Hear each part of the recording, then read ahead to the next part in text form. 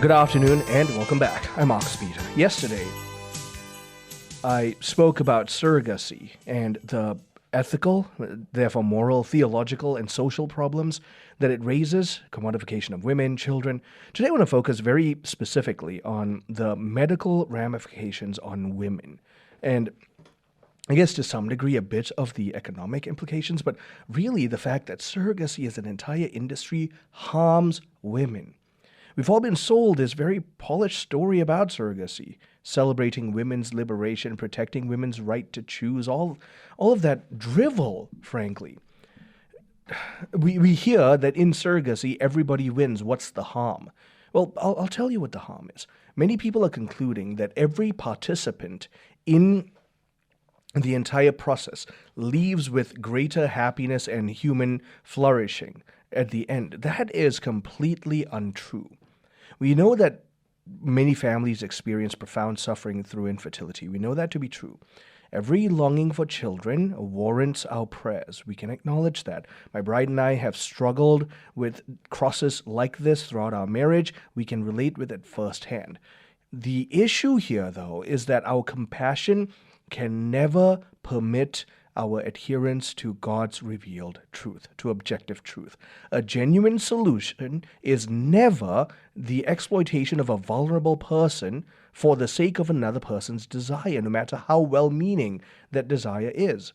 And so the surrogacy issue has exposed an important lesson for us. I want to talk very briefly about the economic problem. Free markets flourish only when they rest upon virtue. Adam Smith, for example, he himself understood this principle. In The Theory of Moral Sentiments, he argued that economic life depends upon morality and virtuous conduct, not on raw self-interest alone. Markets require moral formation because if we detach our commerce from virtue, we will consume the very people that we claim to serve. So that means the problem here isn't the free market. The problem here is our civic sense of morality, which brings me back to the surrogacy problem. Surrogacy reveals precisely that exploitation because it treats the woman and the child as a transaction. Pregnancy is the purchased service, motherhood is the contractual labor. And the market only functions well when it exchanges ordinary goods. It is now distorted because it is assigning prices to human bodies and human relationships. John Paul II warned us against this, that the body can never be considered mere objects. So once the womb becomes rentable property, then the woman herself becomes the product. I'll give you an example. I came across a resume ad yesterday. My friend Bryant Shanley brought this to my attention. This was for a woman.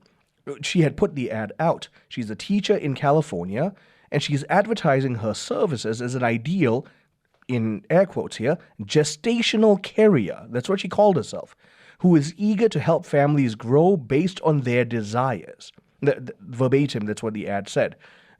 I mean, this looks like the kind of ad you and I would receive for lawn mowing or babysitting services. I wish I was kidding. But this is how badly we've reduced socially as a culture.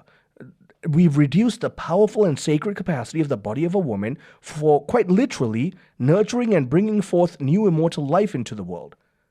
A gestational carrier. I mean, the whole thing feels like a bad Monty Python skit.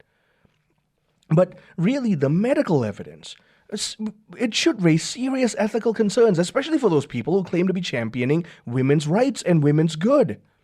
Large population studies published in things like, say, the American Journal of Obstetrics and Gynecology, it actually demonstrates high rates of severe maternal morbidity amongst pregnancies that involve things like donor eggs and assisted reproductive technology. Researchers have been documenting increased risks of preeclampsia, gestational hypertension, postpartum hemorrhage, intensive care admission.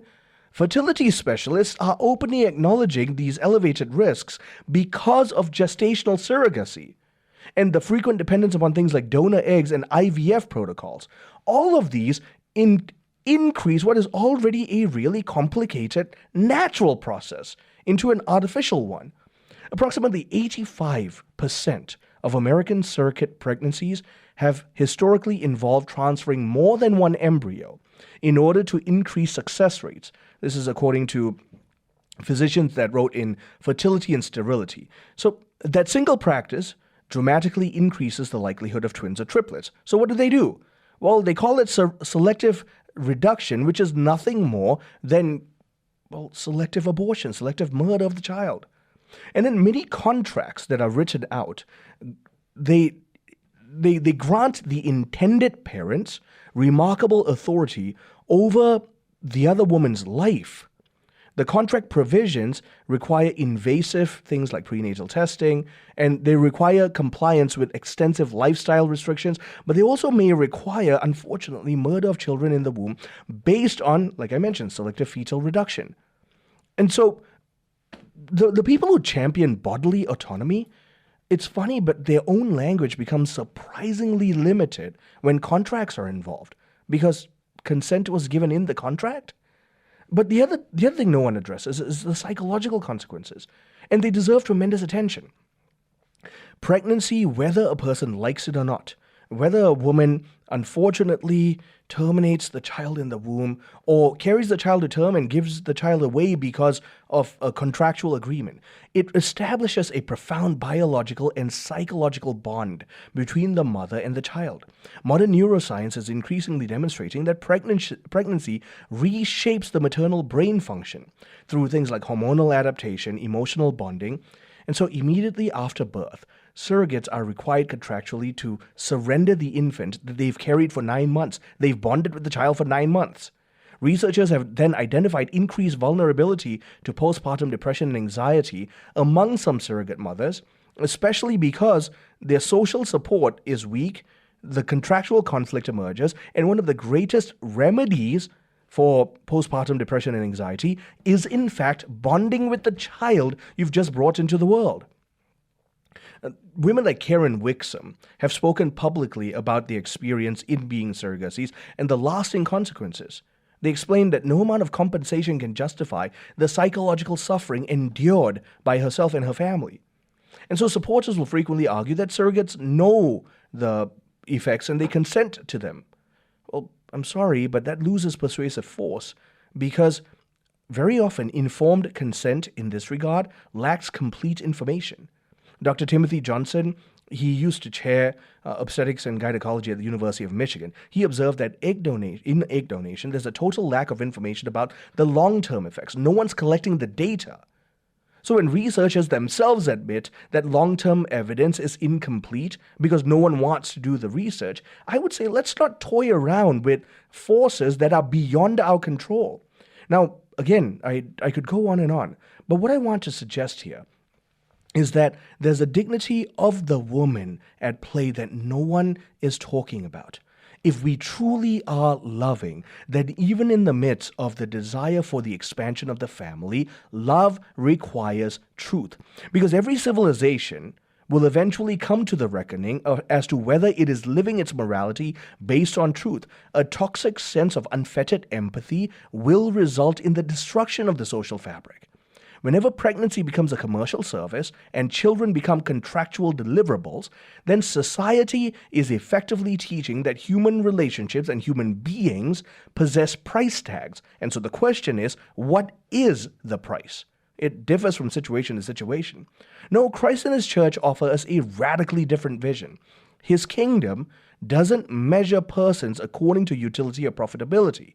And this also means that you and I have an obligation to make ourselves servants, to make ourselves subordinate to Christ's plan for marriage and the family. And that includes the marital bond as a necessary component and the intimacy within marriage as a necessary factor for the bringing forth of children in the world. That is the only environment within which we can truly call for a rightful flourishing psychologically, emotionally, but also physically for the well-being of mother and child, because there's a family structure that God has designed to enable that flourishing to take place. So my friends, let us speak out against this, and let us also champion the causes of women rightly in the life of the church. Stay tuned, I'm Marcus Peter.